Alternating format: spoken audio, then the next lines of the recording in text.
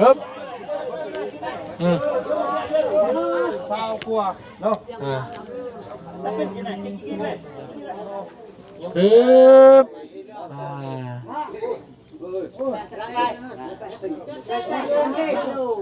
บายดีน้องพี่น้องเลยหมอยังไงหมอใหญ่แท้ต้มน้ำไปซื้อนี่กะ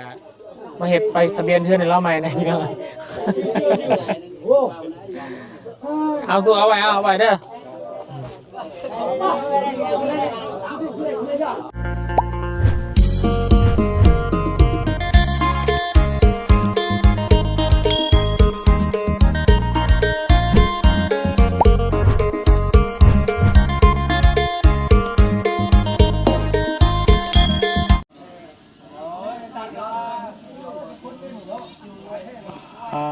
ทอพี่น้องเปิดคลิปเปิดภาพออกมาพี่น้องเลยเนาะทางชาวบ้านเนาะบ้านแก่งทองหรือว่าอยู่เฮือนซาลานแป่นของน้องบุตรเพิ่นกะพาพี่พาน้องเนาะบาดไก่เฮือนเคียงพี่น้องเลยมาเตรียมยกย่อเสาเอกขึ้นแต่เสาแต่เสียพี่น้องในเวลาตอนนี้กะ6 โมงกว่าพี่น้องเลยเนาะทางห้องกับพากันตื่นแต่เสาร์มันนี่พี่น้องเลยพามาเบิ่งทางคนมันหยกย่อเสาอีกพี่น้องเลยมืองามยามดีมือวันศุกร์วันนี้พี่น้องเลยเนาะหยกย่อเสาขึ้นไปกับมีความสุขมีความเจริญป่านนี้พี่น้องเลยเนาะตามความเชื่อพี่น้องเลยเนาะก่อนอื่นเด้อพี่น้องเด้อทางบุญสารวัตรขอการทักทายสบายดีพ่อแม่พี่น้องเบิดสุขุมสุขคนสบายดีในยามเช้าพี่น้องวันนี้ก็ได้เนาะอากาศก็ค่อนข้างจะเย็นเนาะยามเช้าแดดอ่อนๆบรรยากาศดีขนาดอยู่แคมป์ซีบ้านน้องบดเพิ่นพี่น้องเลยได้บุญได้ผู้สูงสุขคนเด้อวันนี้พี่น้องเด้อเนาะผู้ใหญ่ใจบุญเนาะทางพ่อบุญทงแล้วก็ทางพี่ใจดีอยู่ทางฝั่งไทยเนาะแล้วก็ผู้ใหญ่ใจบุญที่ได้ร่วมการสมทบสังเขื่อนสังสร้างให้กับน้องบุตรเด้อเนาะในคลิปนี้แล้วก็ขอให้บุญได้กุศลได้หลายพี่น้องเอ๋ยเนาะอายุมันคนเงินพี่น้องเอ๋ยไปชมน้ำกันปะ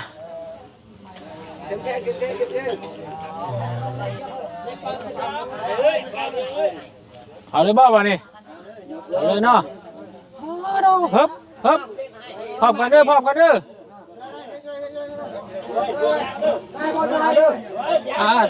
ค่อยค่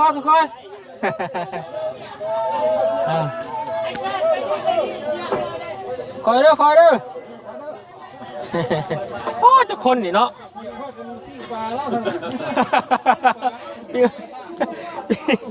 ยิงปลาตัวเดียวก็เฮียช้ำง่ายเลยบาทนี่พี่น้องเลยง่าย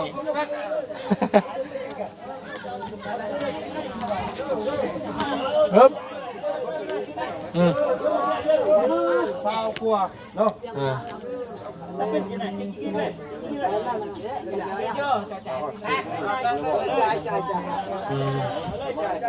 เลยอันนั้นกดอะไรจ่ายกันเนาะก็เจียดเป็นอย่างยอด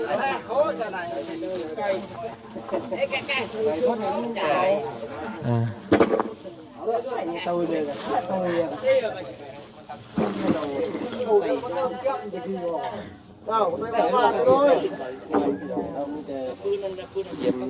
chấp thời gian điều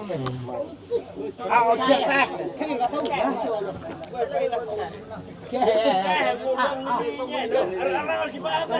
chú ra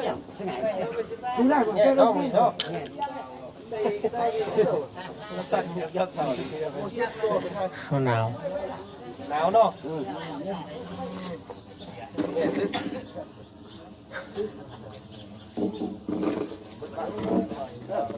คิดว่าหลายคนพี่น้องนี่ประมาณเกือบ20เนาะ2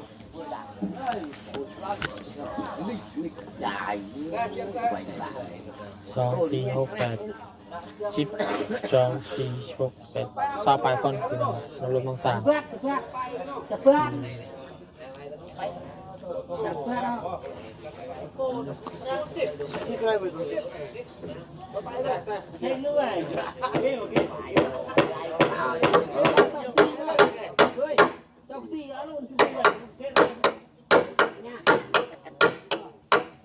อยากได้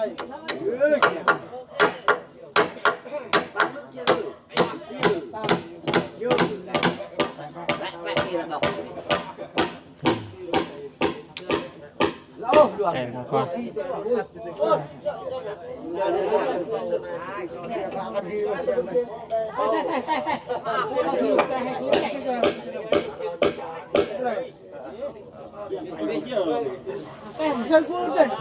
ตอนเช้าพี่น้องเลยอากาศหนาวเย็น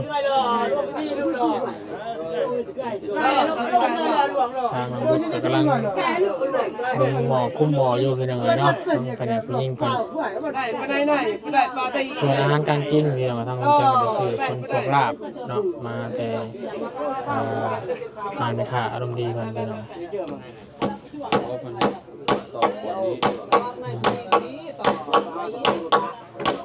ก็ว่าตอกสารแล้วเวลาโยกเกิดรู้เถอะ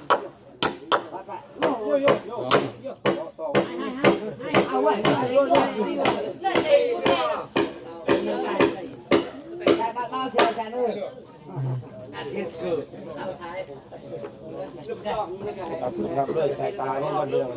4 6 8 10 2 4 8 2 4 6 8 30 34 35คนนะมันว่าแต่ก็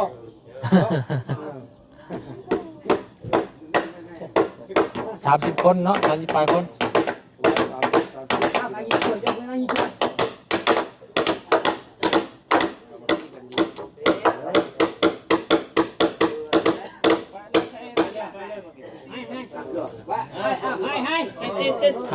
ให้ยกว่ะ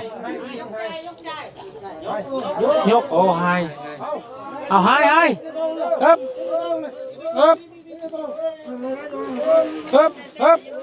เอาเด้อบาทนี่ตึงยังเลยบาทนี่พี่น้องเอ๊บ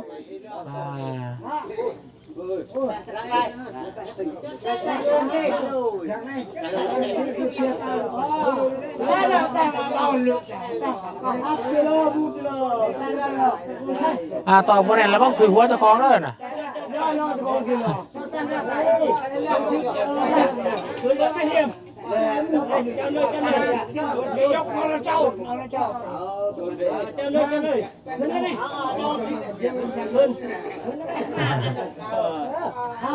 มาเทือนน้องต้นกล้าได้ผมสูงดินแล้วมันบ่เพียงตรงนั้นมันสีสูงตรงไหนตรงนี้มันสีประมาณเพียงหัวเป็นดินเนาะไม่ได้ปั๊บเลยดินแล้วมันค่อยขุดลงทางนี้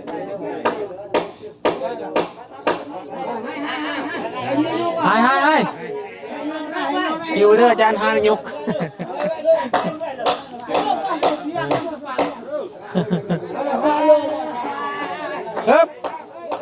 เอา1 2 3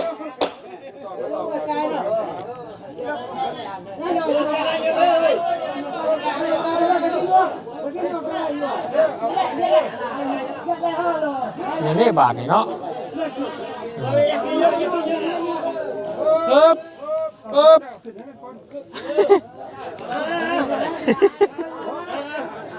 เด้เอา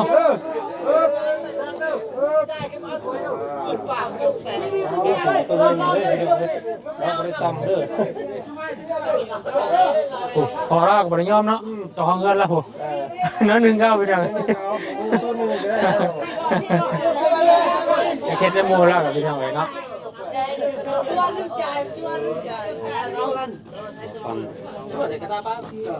เป็นทางเดียวได้ไปออกก็ได้ออกทางคู่ประหยัดไม่แต่ว่าไม่ได้เยอะหรอกเนาะหลายเดียวคือเดียว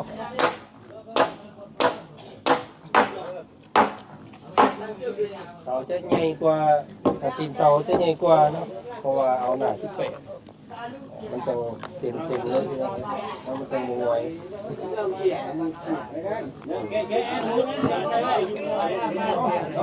อยู่ไกลเนาะ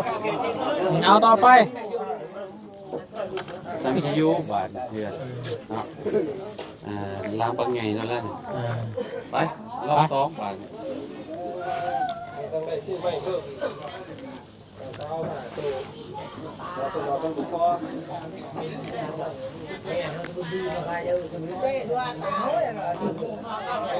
คนล้าขนาดพี่น้องบ้านนี่เนาะโอ้ยกี่ประมาณ10ปลายคนเดินพรบุญบอกว่านี่เนาะหาคนมาล้าบัดนี้คงกินหน่อยแล้วบาทนี่พี่น้องเ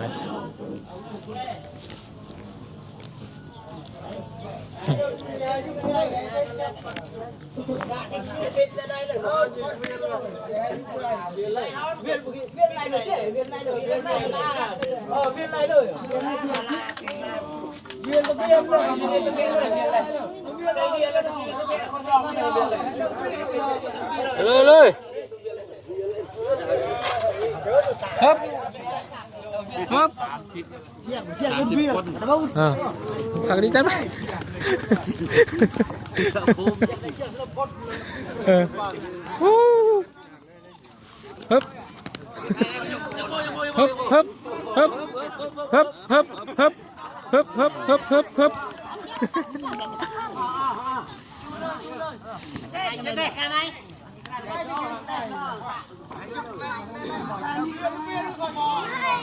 เอาพริกขางป่ะอวยว่ะอวยแล้วปีน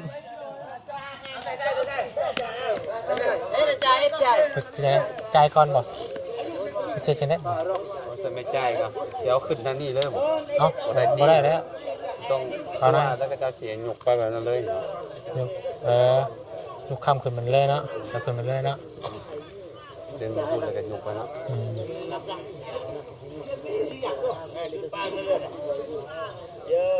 ปราบกาดเจอพี่น้องเลยนี่น้องมุดเฮาพี่น้องเลยสวัสดีน้องพี่น้องเลยหมอยังไงหมอใหญ่แท้ต้มน้ำไปซื้อนี่อ๋อต้มน้ำกาแฟพี่น้องเลยก็จะได้ยกขึ้นแล้วเนาะสูงต้องเยิงอยู่บันสูงคือจะคล้องเฮือนเลยพี่น้องเลยเนาะสูงใหญ่เนาะ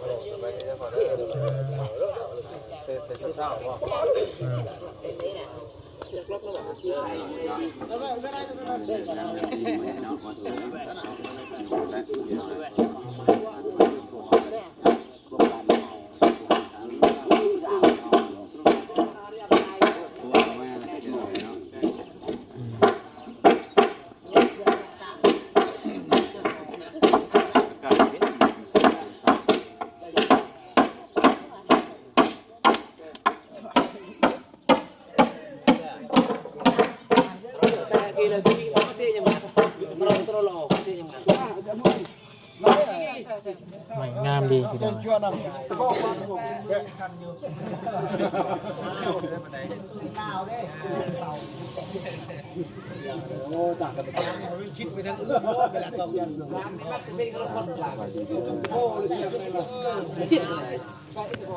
สบายดีเนาะสบายดีนึ่งข้าวแล้วหรือเปล่านึ่งข้าวแล้วว่าอยู่งานหนึ่งละ อากาศเย็นเนาะอย่างเช้าแล้วเย็นอยู่ดีเลย ตาตูบตาปูอยู่แล้วกัน ว่ากระตื่นเนาะตื่นจะโดนอีกแล้วเนาะที่รถผ่านมาที่นี่ก็มาหอดดีแล้วตั้งเลย โซเซไม่ลุกคนมาลุกแน่นวะ ทันเยอะมาสอนเรียนกัน หนุ่มย่อเข่าซอยแล้วเข่ากับป้าตัวคนลาเลี้ยวว่านนี่ต่อมาประมาณพอแล้วว่าจะหาวัน10 ปลายคน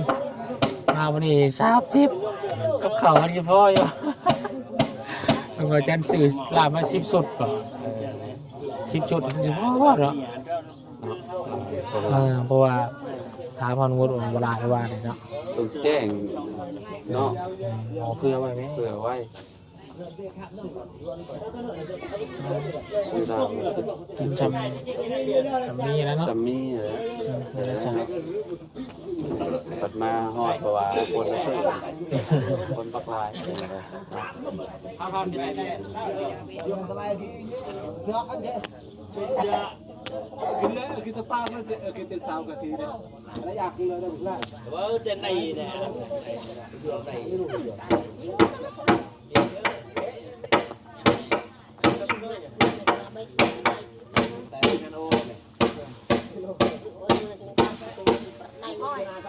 Rồi tôi co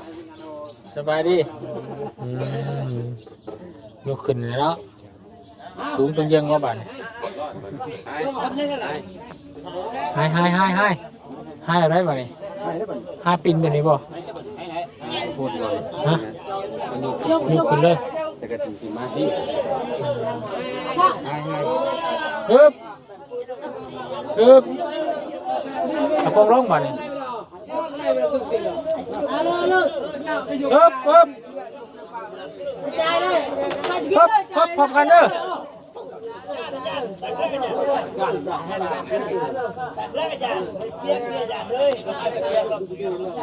Sao cứ bài chứ này chỉ quay thôi đấy.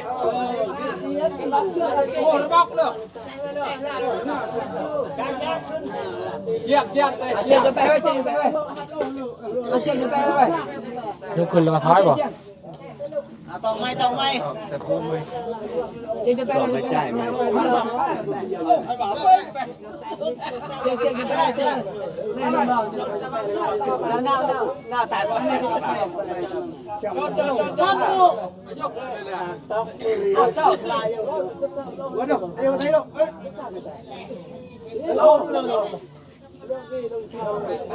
Này luôn quá.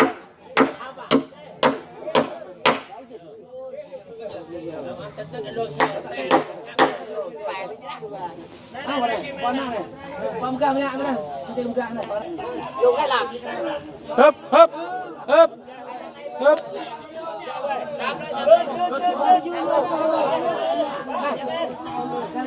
เพราะว่าโยกมันต้องอวยความกินเนาะ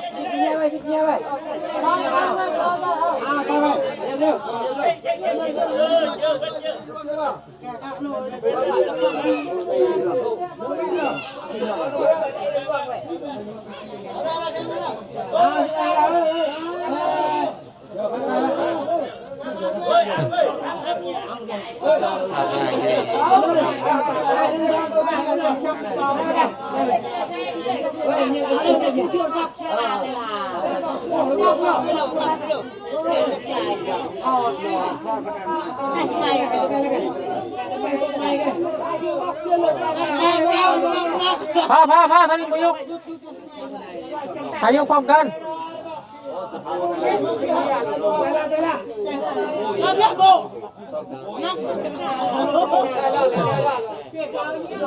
ปูต่อพอดี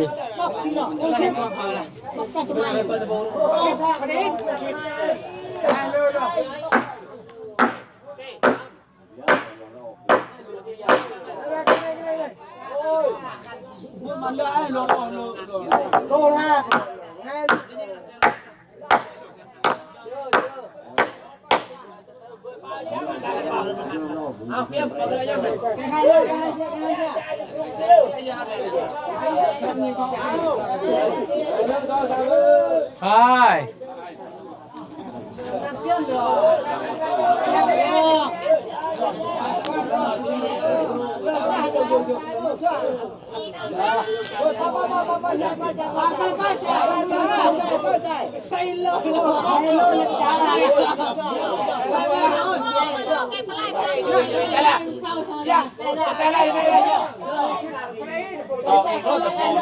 ถอนอีกแล้วตุ๊ดชัวร์เลย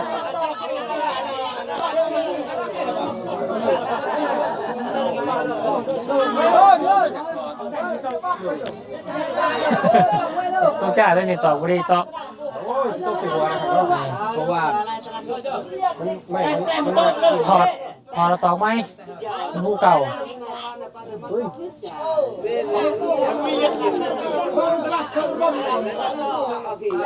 แต่ก็เยอะเราเยอะเลยนี่เลย เราบ่เราสู้กับโมแล้วนักโมเรา เอาใส่ปลาเลย สีเปียกว่าผลิตภัณฑ์ เอาใส่ปลาอยู่เพียงเลย ตัวเราจะสั่น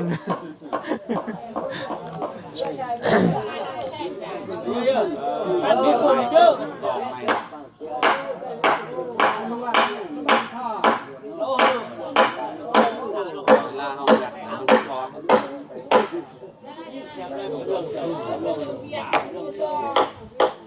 คนหน่อยนี่มันแบบเบื่อว่าอะไร แม่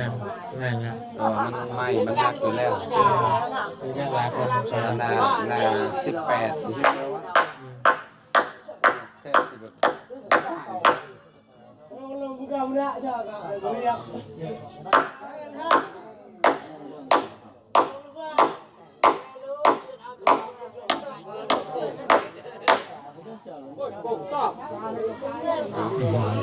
ยลูกเกี่ยวลูกไอ้กันใช่ บายบายบายบาย ให้ยก này là cà phê cran thế này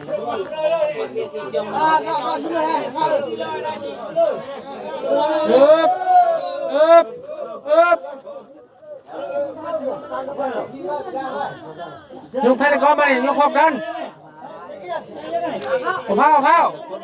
ทั้งเสาเนี่ยยังดันยังฆ่าอยู่ยกขาเลยก่อน ต้นเสา เอาเลยยกขาเลย หาอีกนึงโอ้กันใจนำเนาะ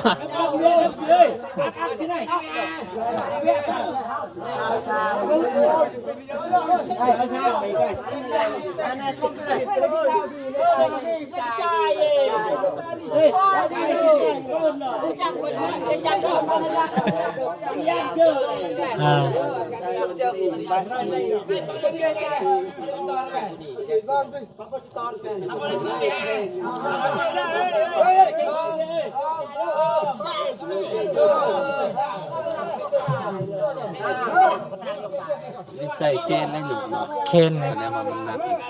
บ่ได้ใส่รอบคน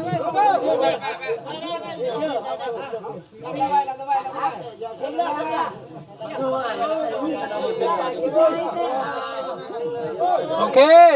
เปียกต้องย่างบาดเลย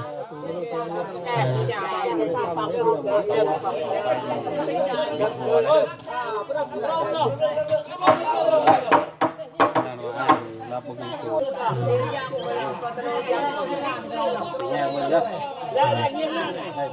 สูงต้องย่างอยู่มัน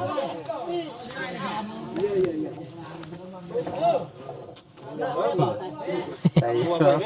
ได้เยอะได้เยอะ ว่ามันต้องคุดแม่ แม่น สา สาดินลงมาผิด ต้องปรับดินตัวนี้ขุดลง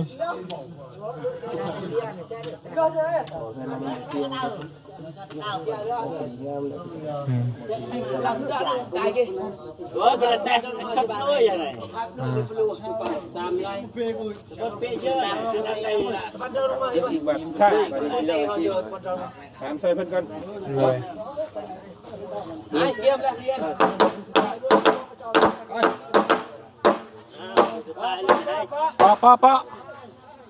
ปอจะปอยังวะปอให้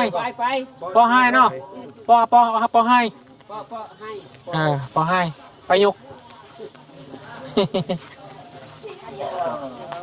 ต้องกดจนไหน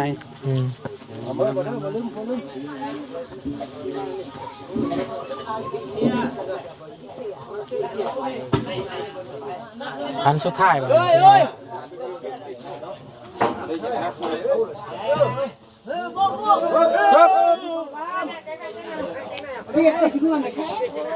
Ai lên ra kìa.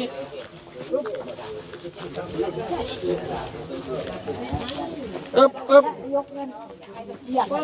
วแรกนี่เสียงอยู่เพียงเสาสองเสาสามเลย เสียงหายบ่ เสียงวัดกัน Lên coi.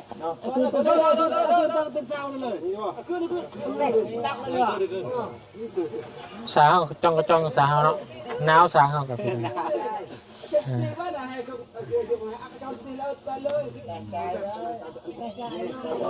ห่างงั้นในห่างคิดทางจริงจริงแล้วพี่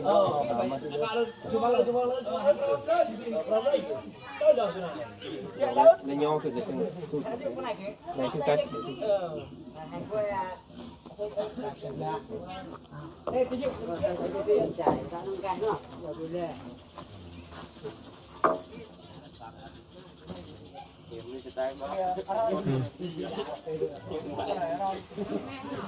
วัดในเดินแล้วเนาะเต็มเลย เต็มมาเทิดเลย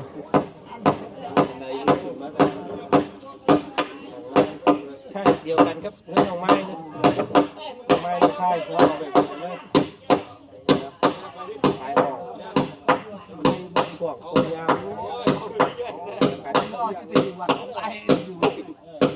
เอาได้ละพี่น้องเนี่ยนี่ก็มาสู้กันได้บ่อย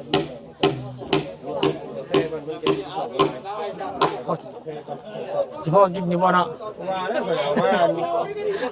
สิบสุด พอพูดว่าสิไปคนเนาะ คิดว่าว่าสิไปนี่เชื่อว่าประมาณ1-2 คนว่ะมาดิ คอยเอากินกี้มาทำ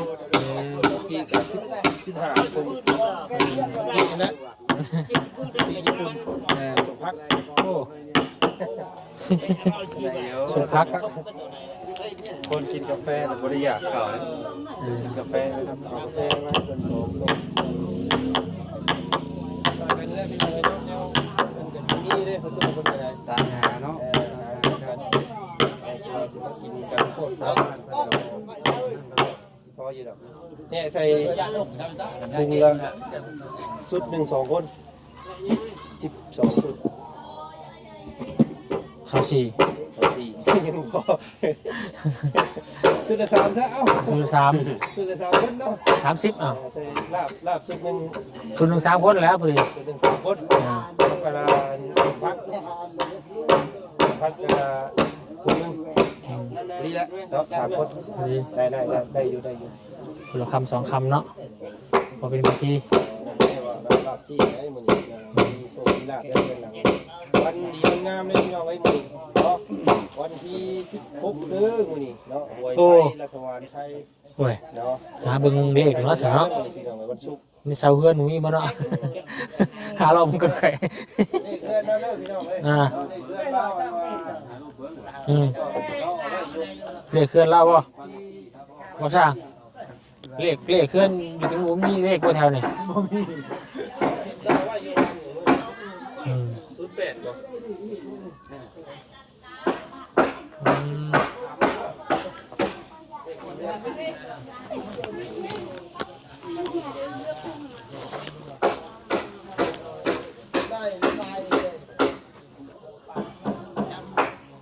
เลขที่เฮือนน้องบุตรอีหยังก็ว่าน้องบุตร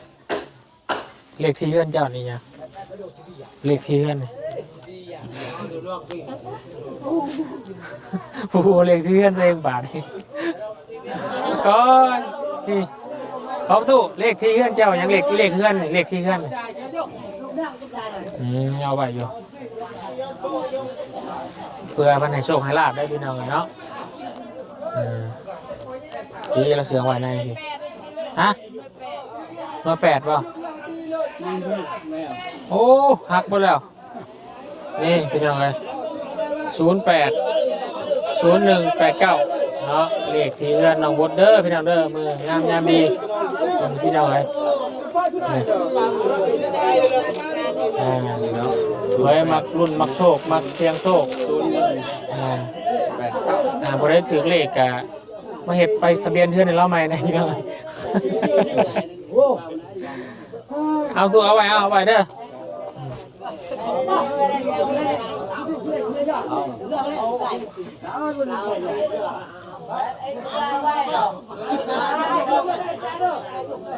อยู่ใจนึง โอ้เราสู้กูผู้ ใครแต่ใกล้อันนี้เนาะ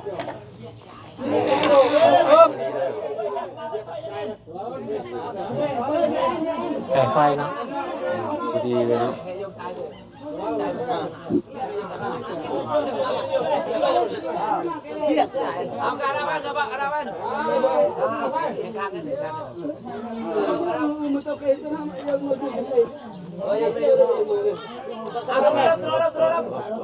สูงแล้วตัวนี้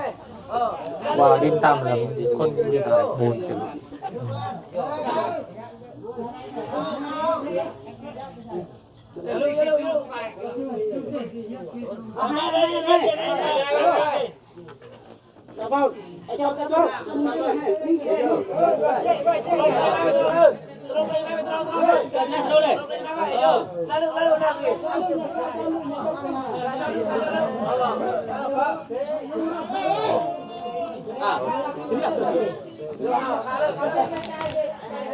โอเคพี่น้องเนาะกาขึ้นเป็นที่เรียบร้อยบาดนี้พี่น้องเนาะ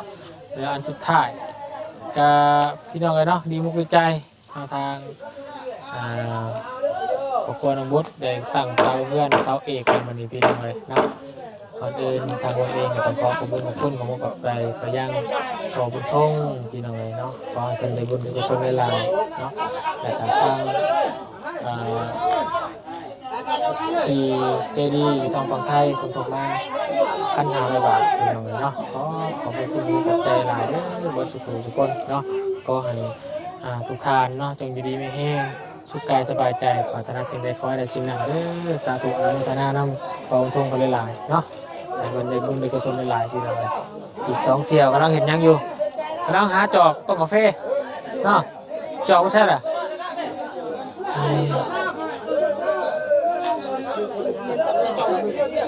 ตัวนี้มันสูงนะตัวนี้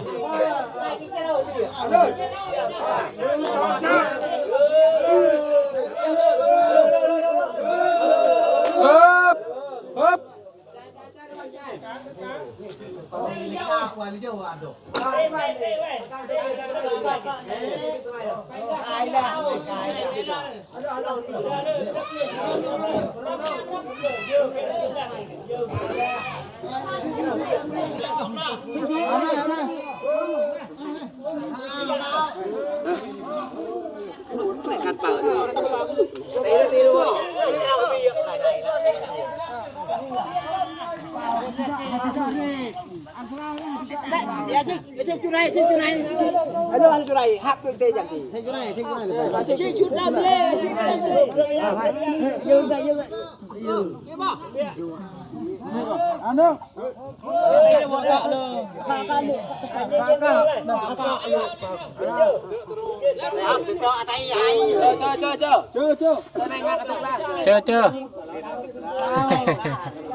เจออะไรมันพอดีป่ะพอได้แล้วได้แล้วเอาเรียบร้อยบาดนี้พี่น้องเลยเนาะ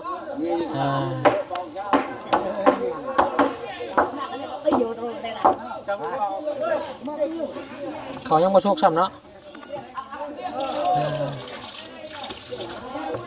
น้องไปป้าแล้วอยู่น้ำแม่ได้เจ้าเด้อลงไปได้อยู่น้ำแม่เพิ่นได้ฮะเมื่อวานเนี่ยเพิ่นทรงหาอยู่เฮ็ดเวียกแล้วว่าซั่นไปปุ๊บเฮ็ดเวียกปั๊บแล้วเนาะสู้ๆ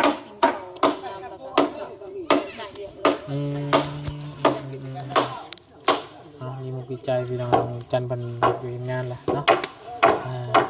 เจ้าอยู่ในแม่ก่อนเปลี่ยนกันไป